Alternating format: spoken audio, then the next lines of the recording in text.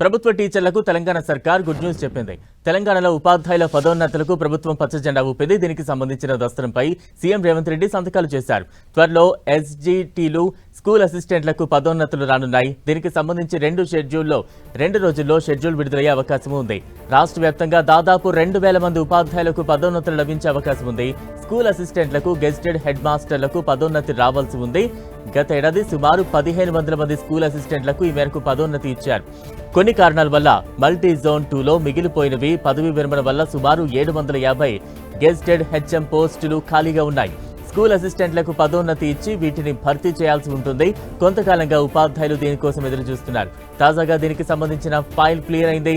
పదోన్నతులతో ఖాళీ అయ్యే school assistant పోస్టులను ఎస్జీటీలతో భర్తీ చేయనున్నారు. అదేవిధంగా డిఎస్సి 2012 తర్వాత పీఈటీ, భాషా పండితులకు కూడా అప్గ్రేడ్ చేయాల్సి ఉంది. వీరు దాదాపు 800 మంది ఉన్నారు.